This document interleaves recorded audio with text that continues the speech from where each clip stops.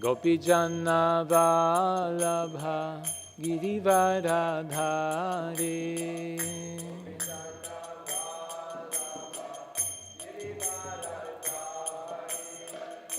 Yashodanandana Rajajana Ranjana Yashodana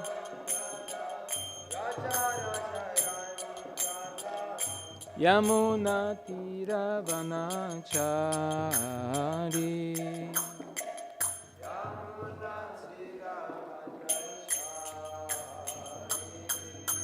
Jaya Radha Madhava Kunja Bihari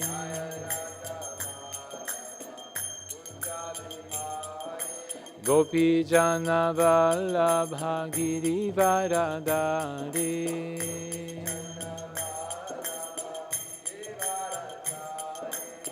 Yashodanandana Vrajajana Ranjana Yashodanandana Yamuna Tiravanachari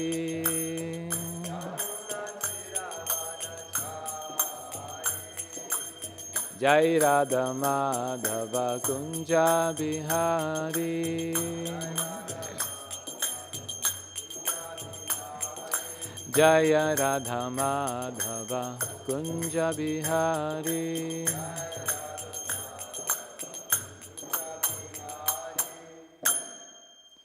Jai Shri Radha Govinda Ki Jai Nitai Gaur Premanande All glories to the Sam of devotees. Om Namo Bhagavate Vasudevaya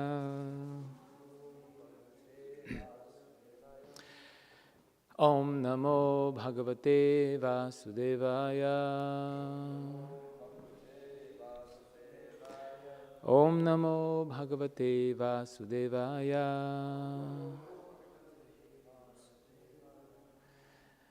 Narayanam Namaskritya Naram Chaiva Narotamam Devim Sarasvatim Vyasam Tato Jayamudirayet.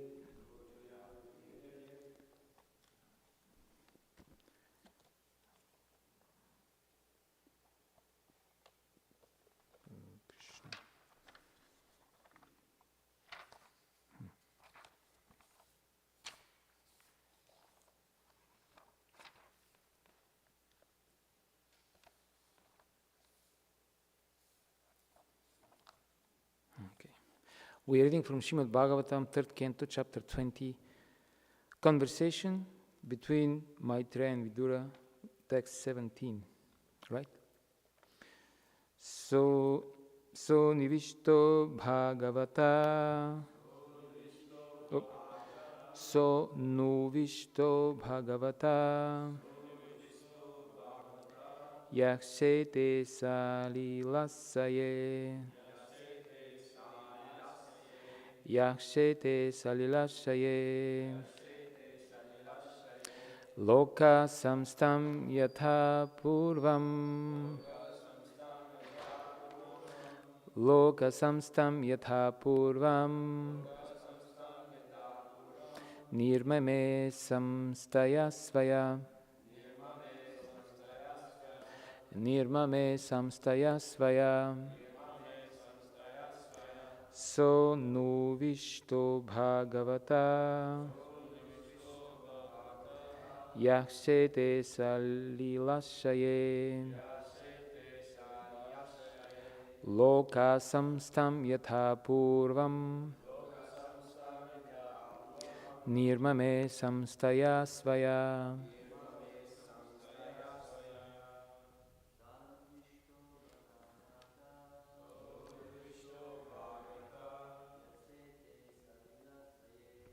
Tete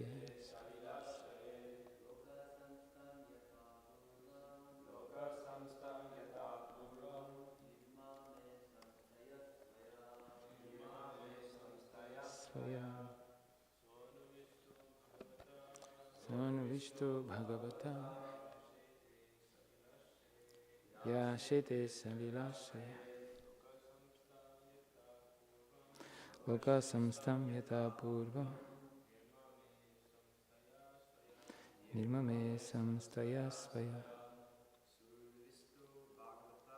Sunuvishto Bhāgavata Shete Salilashaye Loka Samstam Yatha Purva Nirmame Samstaya Svaya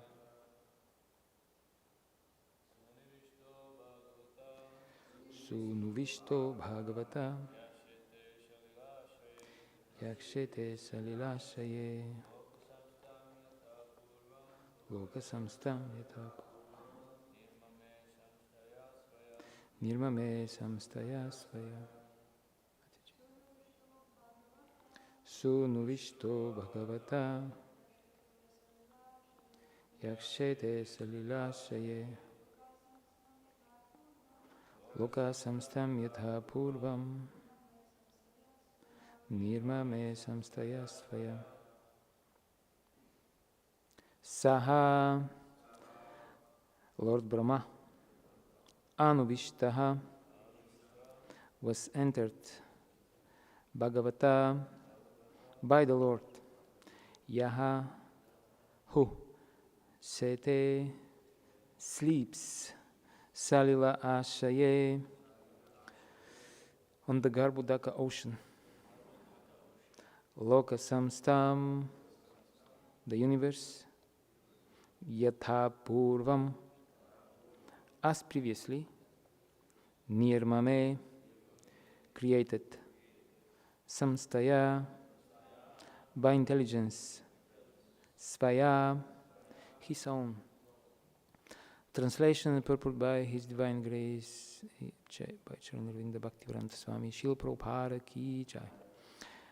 When that Supreme Personality of Godhead who is lying on the Garbhodaka ocean entered the heart of Brahma, Brahma brought his intelligence to bear, and with the intelligence invoked, he began to create the universe as it was before.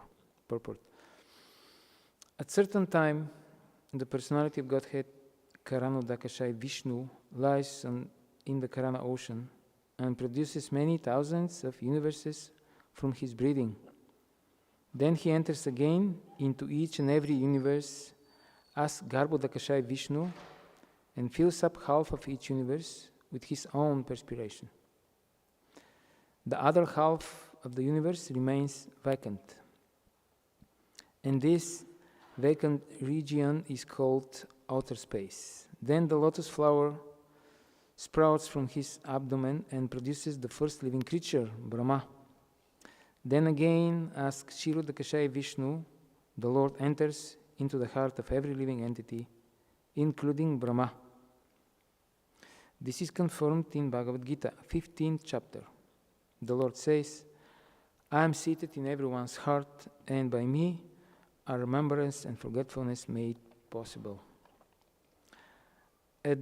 As the witness of the activities of the individual entities, the Lord gives each one remembrance and intelligence to act according to his desire at the time he was annihilated in his last birth in the last millennium. This intelligence is invoked according to one's own capacity or by the law of karma. Brahma was the first living entity, and he was empowered by the Supreme Lord to act in charge of the mode of passion.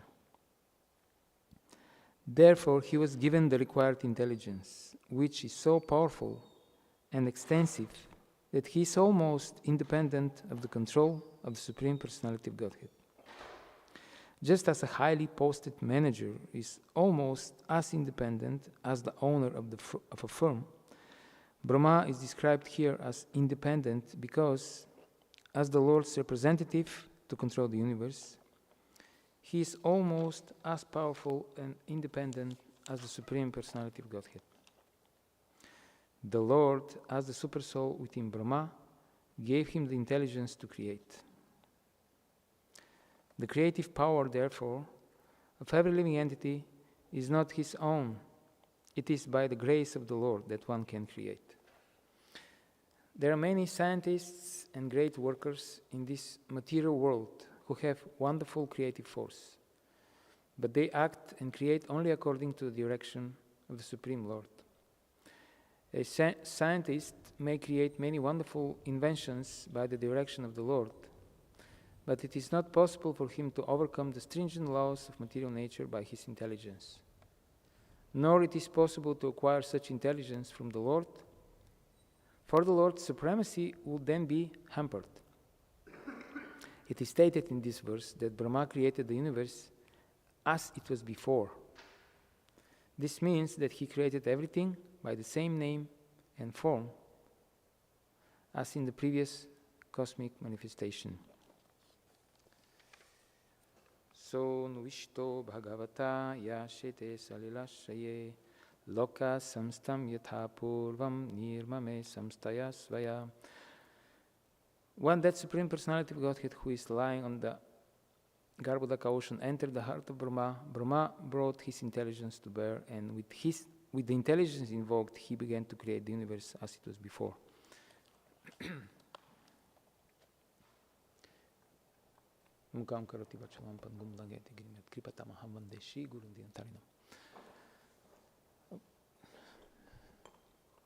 So in the Sandarbhas, Jiva Goswami, he wrote these famous books where he summarizes the whole Krishna conscious philosophy, the Gaudiya Vaishnava's philosophy. And Srila Prabhupada said that he's the greatest philosopher. And there are 6 Sandarbhas, which are something like a thematic study of Bhāgavatam. Okay, thank you.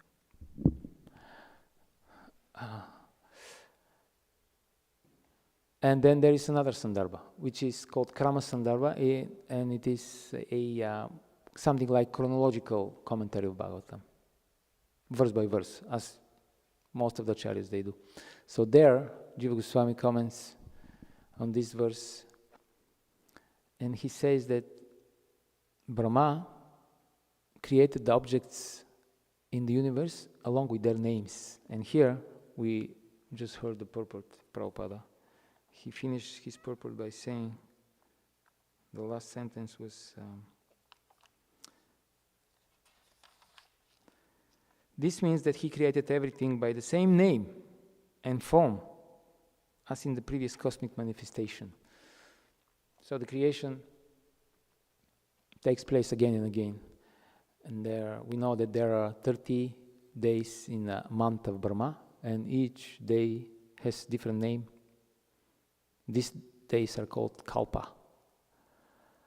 And this is how sometimes we explain why are the same pastime appears in different ways in different shastras.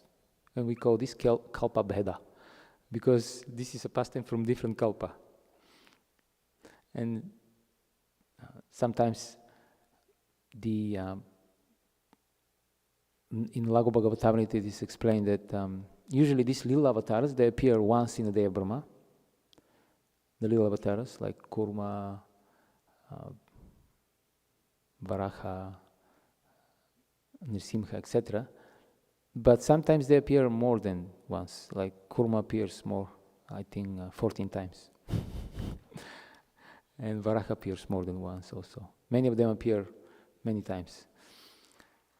So the creation is also sometimes different, slightly different. For example, usually we know that Brahma appears from the lotus flower that sprouts from the navel of the Lord. But sometimes Brahma doesn't appear like this. He appears just from the water or from the light, like this. And it is interesting because, especially this notion, this idea of Brahma creating all the objects along with their names, because this shows that there is original. Jai Shri Radha Govinda ki Jai.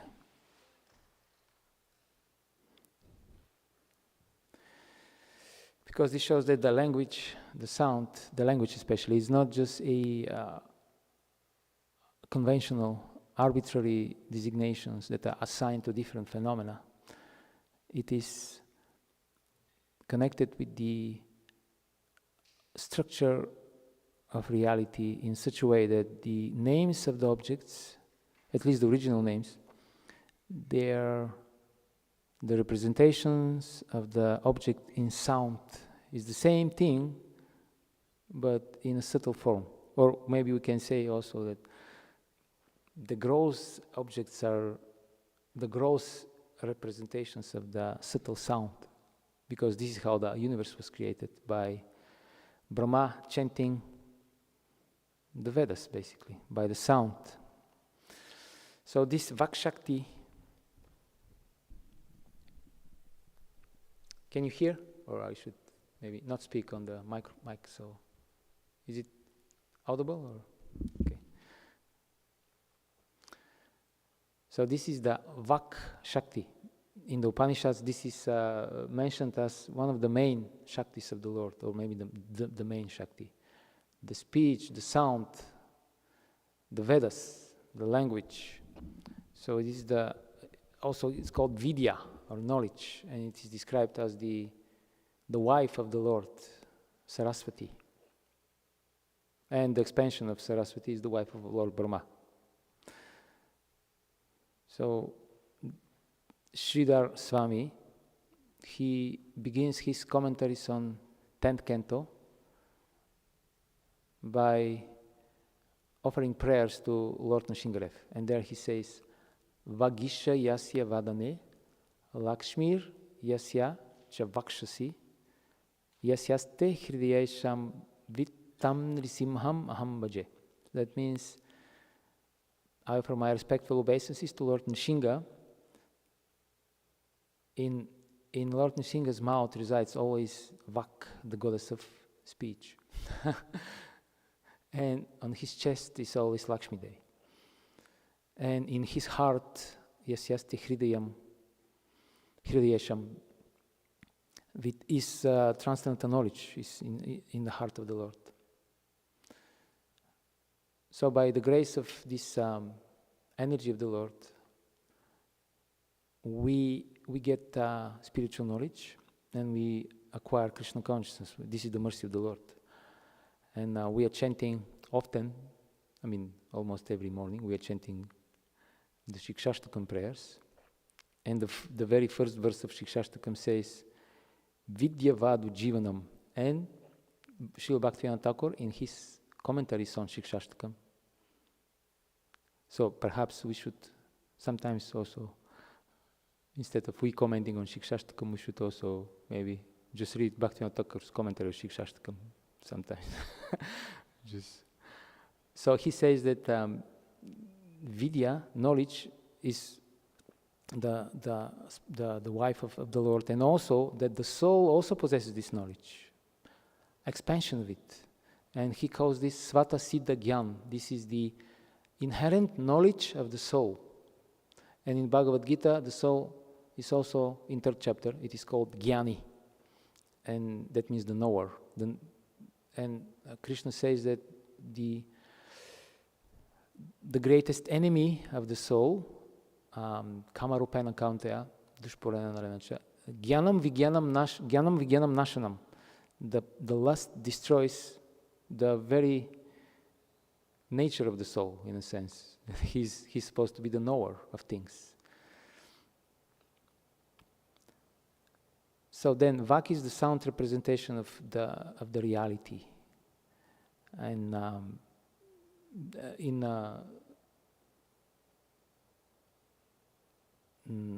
Jiva Goswami, in the Harinamamrita Vyakarana, he says that the letters also originate from Narayana. The letters. Narayana tudbhuto yam varna kramaha. Because again, as we mentioned in the beginning, the idea is that the language is not just conventional. It's supposed to communicate to us the dharma of the object. It's not just a matter of speculation and agreement between people. And also in the Bible, also, we see that there is a story how God came in heaven and basically he took Adam by hand, and he was showing him different objects and explaining the names of these objects. So this is also very interesting, because just by seeing, by observing, we cannot actually understand the nature of things. We have to be enlightened by the spiritual sound. Otherwise, we will just speculate. We don't know what is what. So Srila Prabhupada also, he came to the West to give spiritual sound, to make Srimad Bhāgavatam accessible. So this created revolution by the mercy of the Vidya, of the transcendental knowledge.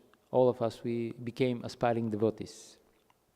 And there is this famous verse from Bhagavad Gita: if you are situated on the boat of transcendental knowledge, then no matter how sinful you are, you will cross over the Santarishya, the ocean of, I'm paraphrasing, the ocean of miseries, material suffering.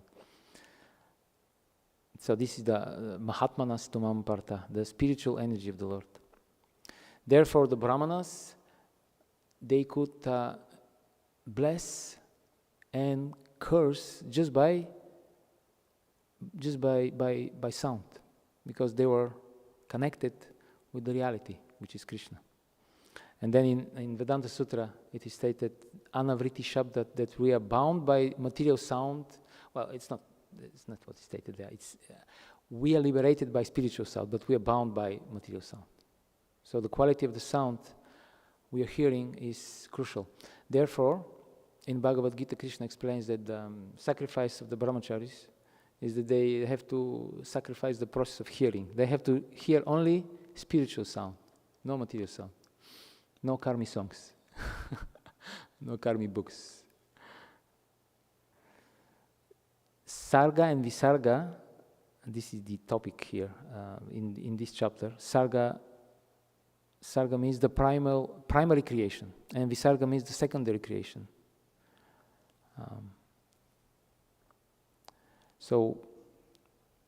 Before that, I want to say something else.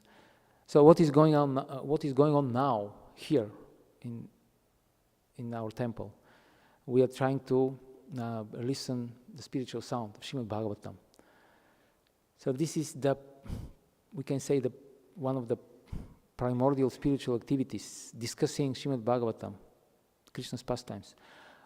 We know that Lord Anantashesh speaks Bhāgavatam at the bottom of the universe, and the great souls like the four Kumaras, they come there to listen to Bhāgavatam class from him. The Lord speaks about himself, glorifying himself. Of course, Anantashesh, he is in a mood of servant of the Lord. And the great souls listen. So this is the origin of all other narratives, all languages, all discussions, all books, all concepts. Everything is a perverted reflection of this original spiritual sound of Srimad Bhāgavatam, of the pastimes of the Lord. So people like to speak about narratives, like, well, this is just your narrative, and there is another narrative. And there is no absolute self-effulgent, no, what's the word? There is no absolute authority. They're just different narratives. But there is original narrative, original story. And this is the story of Krishna's pastimes. And this is actually the real, this is the reality. This is the reality. Material reality is not the real world. It is temporary, and it is deeply insatisfactory. And actually, our real life is when we discuss Srimad Bhāgavatam. So therefore, at one point, we're supposed to develop such a strong taste for Krishna's pastimes that for us it's just enough just to sit down with the devotees and read Bhāgavatam, and we're completely happy. We don't have to do anything else, or chant the holy name, the same thing. So then, these topics of Sarga and Visarga, of the primary and secondary creation, So we mentioned that there are different kalpas. So which kalpa are we now? It's called Shvetavaraha Kalpa. This is the first day of the month of Brahma, the first day of the first month of his 51st year. Okay, this is the second portion of his life, and this is the first day. It's called Shvetavaraha Kalpa. Therefore, when the Brahmanas, they perform sacrifice, in the beginning they do what is called Sankalpa. This is the solemn declaration of purpose. I'm going to perform this yagya now. And they chant, they mentioned in the beginning the place where they perform the yagya. Bhumandale, Jambudvipe, Bharatavarshe, Bharatakande. This is the place in the universe where they are situated. We are situated here.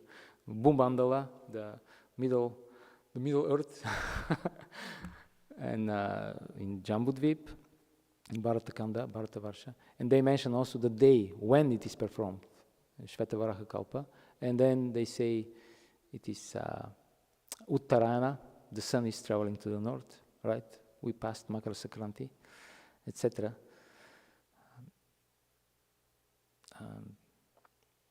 So this gives us very broad picture of what is happening in the universe. This is another feature of this Vidya, the transcendental knowledge. So this account of the creation is given again and again in Bhāgavatam. So we study this, we read these accounts of creation, somehow distancing ourselves from them, like a neutral observer. Okay, this is interesting story, or maybe it's not so interesting, sometimes boring, because it's very technical, so we are often not so qualified to understand. So if you don't understand something, it becomes boring for you. Usually we are interested in things that we understand. So we read it in a mood that, well, this is something, okay, something external to me. I have nothing to do with this. I'm like the scholars, the scientists, they try to distance themselves from the reality and to observe it objectively. So that's how we usually often read these accounts. But the reality is that this is something very, very intimately connected to us, because why is this happening? All this amazing display of the Lord's Yoga Maheshwara, mystic potency. Why is this happening in first place? Because Krishna wants to facilitate our desires for sense enjoyment. Therefore, there is this famous story with Srila Prabhupada when somebody asks Srila Prabhupada, why did Krishna create Maya? So, in other words, why did this creation happen? And Prabhupada replied, no, you created Maya. So, while we are reading about this creation, it's good to keep in mind that this gigantic manifestation is happening because of me. Not because I'm the controller and I'm doing it, I'm the enjoyer. No, but because I and so many other, how shall we say, stupid, foolish, conditioned souls, they have desired this. We misused our free will, and therefore all these things is happening. So then we may develop a doubt, but how is it possible that our pure consciousness became transformed into material consciousness? So this is actually, the Acharyas explained, this is a doubt coming from the Mayavad philosophy, because the Mayavadis, they think that the consciousness is untransformed, cannot be transformed. But the Siddhanta of the Bhāgavatam is that the consciousness can be transformed from spiritual to material, and other way around as well. So we'll speak about this a little later. So we read all these technical descriptions, how the elements evolve from subtle to gross. Though actually the important thing is that not so much how the elements evolve. The most important thing is the appearance of the ahankara, the false ego, which is the basis of everything in the material world. the false identity that we are the Lord and the Master. Because of this false ego, because of the Ahankara, it is stated that everything in this material world is based on ignorance. And Srila Prabhupada defines ignorance as ignoring Krishna. So in the next verse we will read about the first creations of Brahma. His Holiness Chandrasekhara Maharaj mentioned recently that it is amazing how the first thing Brahma had to do is to create illusion, different types of illusion. Otherwise, this material universe cannot function. Therefore, at one point, also Brahma had to create the female form, because the universe, the living entities were not sufficiently put into illusion. So that had to be created at one point. So in the next verse, first of all, Brahma created from his shadow the coverings of ignorance of the conditioned souls. They are 5 in number, and they are called Tamishra, Andatamisra, Tamas, Moha, and Mahamoha. So the first one is Tamisra, which means anger. Why anger? Because, can you guess why? Why are we angry? Yes, because there is God. And we don't have problem that there is God, actually. Our problem is that the position is already taken forever. And we cannot do anything to take this position. We will never be God. And this is, can you imagine? I mean, this is the only thing that you want, and you are denied forever of having this thing. And this creates anger. So this is the first illusion created by Brahma. But we have to understand, Brahma doesn't put us into illusion. He's not like some kind of evil person who creates this. No, he just facilitates what actually already exists in our consciousness. That has to be facilitated in the material universe. So this is the primordial material principle. Envy, anger towards God. So then Maya comes into the picture, and then Maya has, we have heard from the acharyas, 2 potencies, the throwing and the covering potency. First, Maya encourages us to accept that what we have here in the material world is the real thing. This is the real happiness. So maybe you heard about this Russian physiologist Pavlov and his dogs. He conditioned these dogs to think that the sound of the bell and the lights equals food. So the dogs at one point, they became conditioned, and whenever he would ring the bell, they would start saliva was coming out of their mouths. So they thought, this is food. Food is coming. Food was not there anymore. So this is what Maya does to us. There is no happiness, but we are convinced that there is happiness in this material world. And then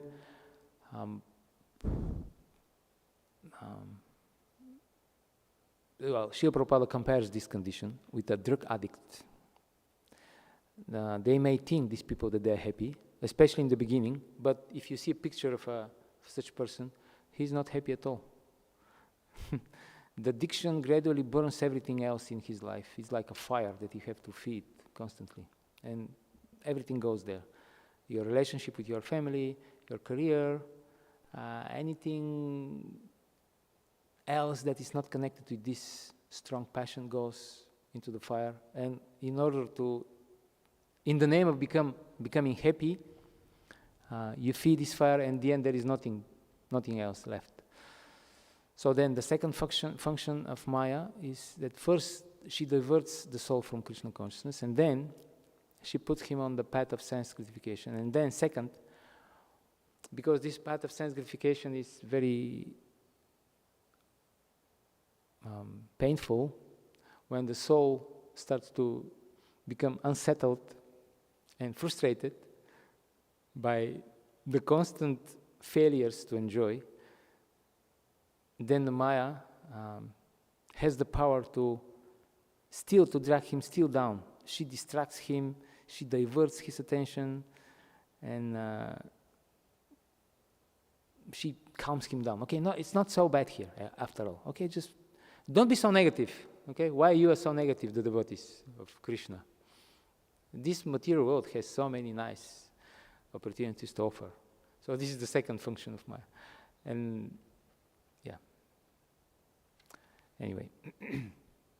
So, the creation is always connected with the Chaturvyuha, the Vasudeva, Sankarshana, Pradyumna, and Aniruddha. These are the different aspects of different incarnation, expansions of Krishna. So who is Vasudeva? When Krishna leaves Vrindavana, he always stays in Vrindavana, of course, in one sense, in the form of Bhavarupa. But when he leaves Vrindavan, he is known as Vasudeva. So before becoming conditioned by material attachments, the soul is in contact with Vasudeva. We are in contact with the Lord, and we have pure spiritual consciousness.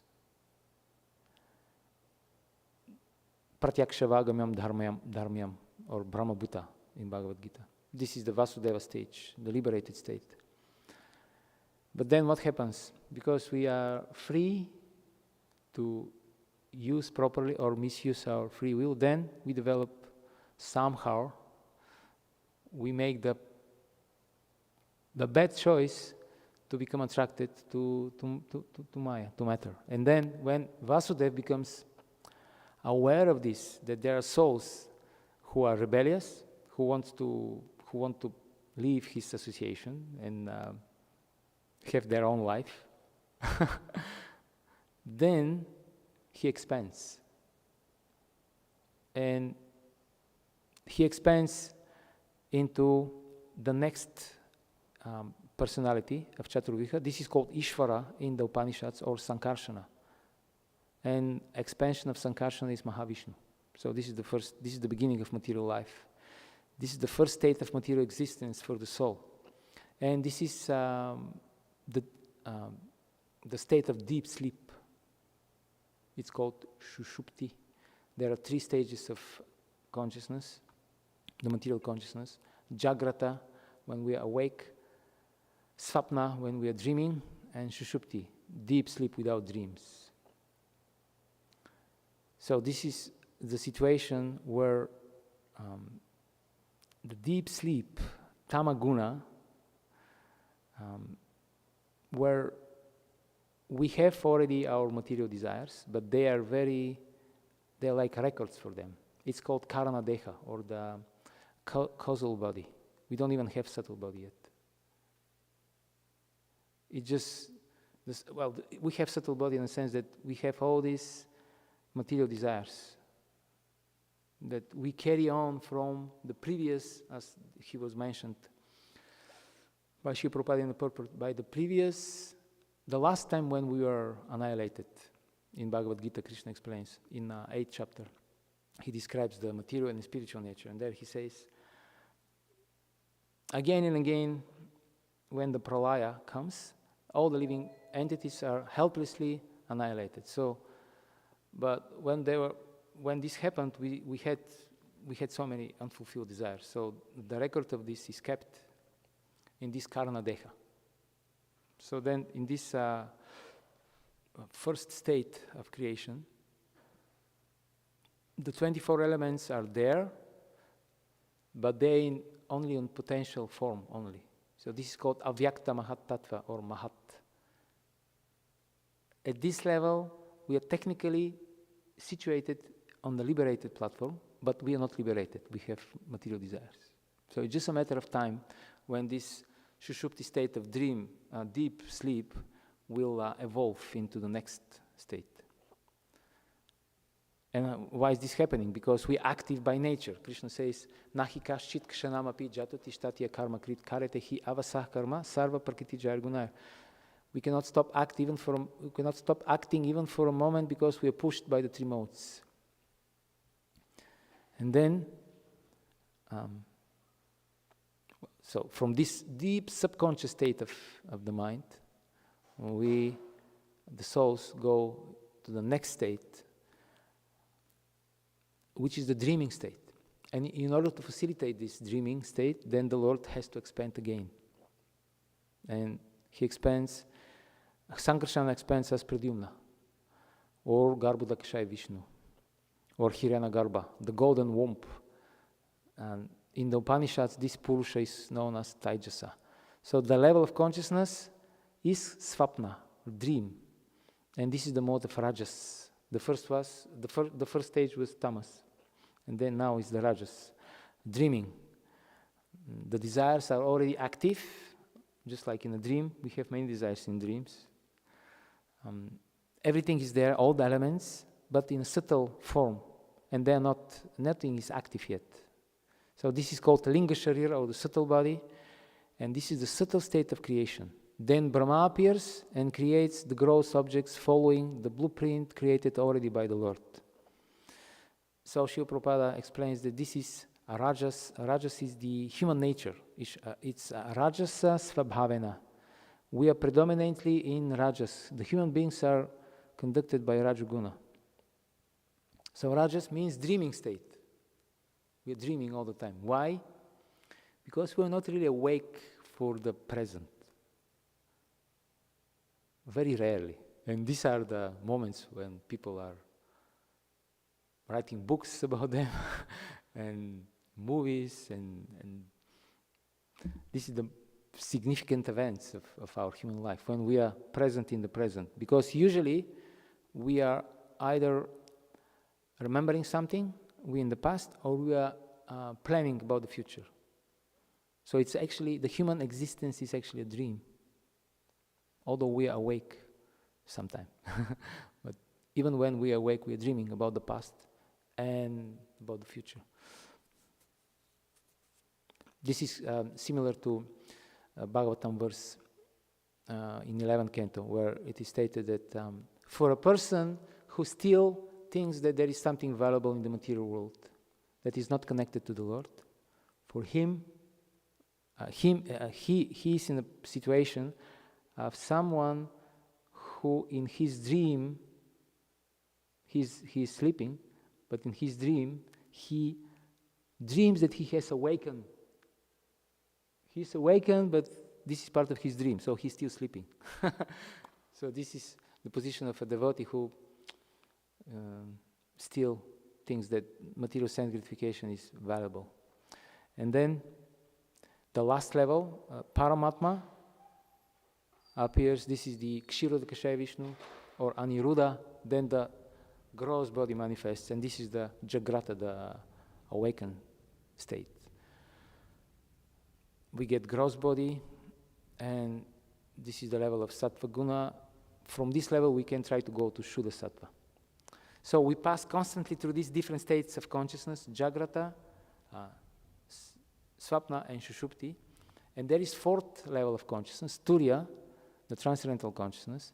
But while we're conditioned, we're just moving in circle. Our consciousness cannot progress to Turiya. So we go from awakened consciousness, Jagrata, to Swapna, to Shushupti, like this. So this is very interesting, because even when we are in this material consciousness, we can still remember the Lord, because the Lord is the origin of all these levels of consciousness. So when we are awake, this is the energy of Aniruddha. When we are sleeping, this is the energy of Pradyumna. When we are in deep sleep without dreams, this is Sankarshan. And when we are in Krishna consciousness, this is Vasudeva. So it's just another way to remember the Lord. And when we read these accounts of creation, we should take it personally. Okay? Because this is happening because of me. Because I want this to happen. Therefore, the Lord has to make all this elaborate arrangement to facilitate our desires for sense gratification. This is Krishna's mercy to the conditioned soul. Thank you very much. Srila Prabhupada ki jai.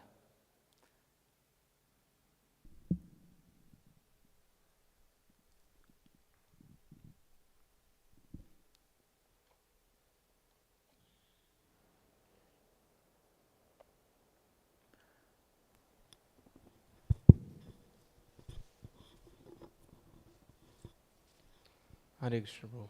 Hare Krishna. So I was just thinking about this point of, the Lord creating this material world for, the living entities trying to carry out their enjoyment. Now, when one's coming to devotional service, it's supposed that we're not, the living entity is no longer wanting material enjoyment, or we're trying to despise it. Yet somehow, some attachment still remains. It's like, I don't want it, give it to me. I don't want it, just a little bit. So at what point do we actually not actually want it and actually want Krishna in the spiritual world? Well, it starts on the serious process starts on the level of nishta, I guess we can say, because then we are fully engaged, constantly engaged in devotional service. Let's say one of the definitions of nishta is that you are 18 hours, because you have 6 hours for sleep, okay? But 18 hours you are engaged in direct Krishna conscious activities. Let's say the 5 most potent forms of bhakti. So this is nishta, 18 hours a day. So from this point, although there are still anarthas according to the acharyas, then the progression to ruchi will be possible, and then when ruchi appears, the taste, then it's a downhill path. It's easier. The analogy given by the acharyas is just like a strong wind sweeps away dry leaves. Very quickly, all these anarthas, and the anarthas are the dry leaves, so they're just swept away by the strong wind. I guess you can say it starts from nishta, but really it begins with ruchi, but then the real thing is bhava, because then, and the real thing is prema, of course, because even on the level of bhava there are still some traces of anarthas, and one can fall down even from this level. So when this will happen?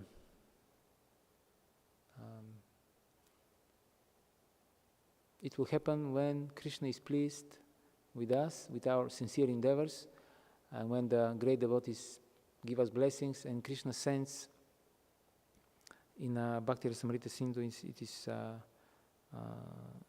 is said that this is Prema Suryamshu, it's called a ray of the spiritual energy of the Lord, which contains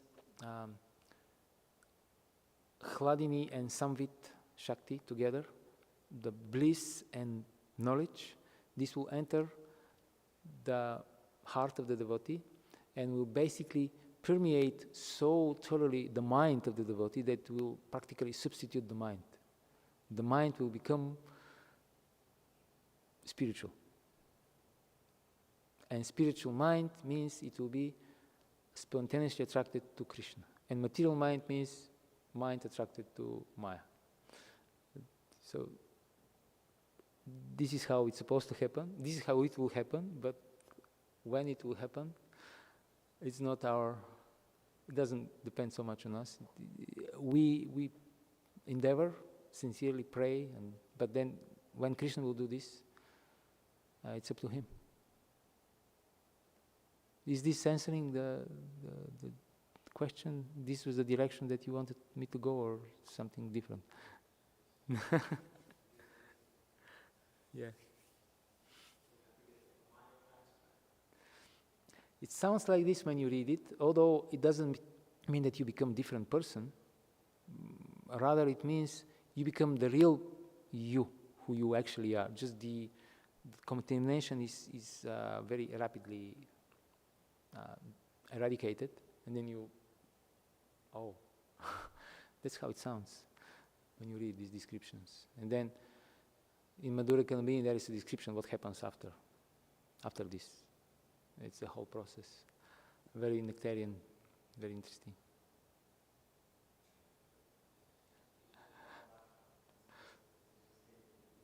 Yeah, this is the beginning. Prema is the beginning.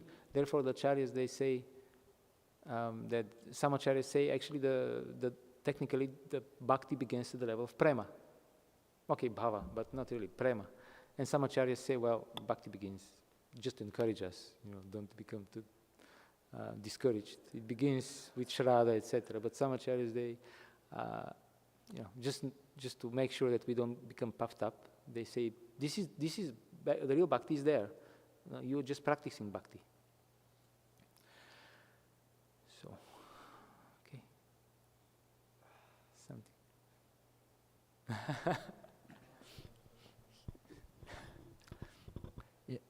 Hare Krishna. What Gopal Champu Prabhu was asking, I was also thinking that's the interesting thing. In our spiritual life, generally we want to go more into the direction of, I don't want it. I want to get rid of my desires. I want to nullify them. I want to make them disappear. But we don't pay so much more attention about the positive part. I want Krishna. So sometimes we meditate, and we kind of come to the conclusion, okay, I don't want any more material life. It really creates mess in my existence. But we don't really pay much attention on the fact that, okay, how to develop my desire to go to Krishna. Which comes, of course, by following the process, when we read attentively, when we chant attentively. But if you have this strong desire to be with Krishna, or to chant, or to hear Bhāgavatam, then it doesn't matter if you have material desires or no. Because even if the material desires are there, at some point, if your desires become very strong, like Pandav Prabhu, what he was saying, on the level of Ruchi, if your desire becomes very intense to be with Krishna or to be engaged in devotional service, then even if the material desires are there, you won't act on them, because there is something more important. Like there is in Balaram how you have dry bread and you have a cake. It doesn't matter that there is a dry bread. Nobody will eat it. It just it stays. And at some point someone will come and take it and throw it in the garbage. So this should be more like our focus, how to act in such a way, how to live in such a way in Krishna consciousness to get this very strong taste. Like when we see devotees doing kirtan, we just spontaneously go. And then when we have to leave and go from the kirtan, we like, oh no, I want to stay. Or Bhāgavatam, when we hear somewhere there is discussion between devotees and we immediately, I want to go and hear. So this spontaneous strong desire, if we have it, then it becomes very easy. I just wanted to ask Pandav something. So about the universal time, can we say that now actually, so now it's basically what, 1st of January? Yeah. And it's noon, because it's Vaivasvata Manu. Yeah, so that's the 7th Manu. Uh-huh. And it's 28th cycle of the Yugas. Right. Yeah. And Manu, he is ruling 71. Yeah. Like that? Yeah. So we can say something like, what, 12, 20 or something like Gayatri that? break. Brahma is chanting Gayatri. Looks like that, something like that. Because first day of the first month, Yeah. and he is 50 years old. Yeah. The last day is called Pitri Kalpa, the previous day. And it was Amavasya for him. Yesterday was Amavasya, and today is the new moon begins. And I just wanted to say, Gopal Chambu Prabhu's question, it's, sometimes in Bhagavatam you have this question, somebody asks question, and then the answer is, oh, this question was asked actually. This question has been asked a long time ago by such and such sages, and then, so actually your question was, as far as I understand, it's from 11th canto of Bhagavatam. The 4 Kumaras, they asked Brahma. It seems that the mind and the sense objects are very intimately connected. They're basically defined by one another. You define the mind by sense objects. Otherwise, what's the point of having mind unless there is something to experience? And you define sense objects by the mind. So the connection between sense, mind, sense, and sense objects is so intimate that you cannot break, actually. This you cannot break through. And then they ask, so then how do you attain liberation? Because the material desires, we denounce them, they tend to come back. So this is basically the same question. And then Brahma thought about it, and he couldn't find an answer to this question. And then Hansa Avatar appeared, and he gave an elaborate answer, but the essence of it is that, yes, this is true, the mind will always inevitably find its way back to the senses and sense objects. But the mind and the senses and the sense objects is nothing but me.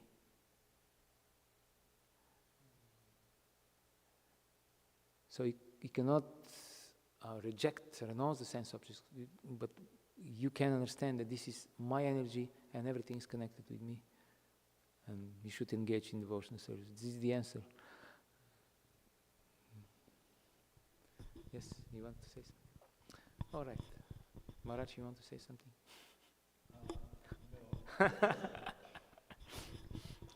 Grantara Srimad Bhāgavatam ki jai. Srila Prabhupada ki jai. Nitai Gaur Premanandi. All glories to the Same devotees.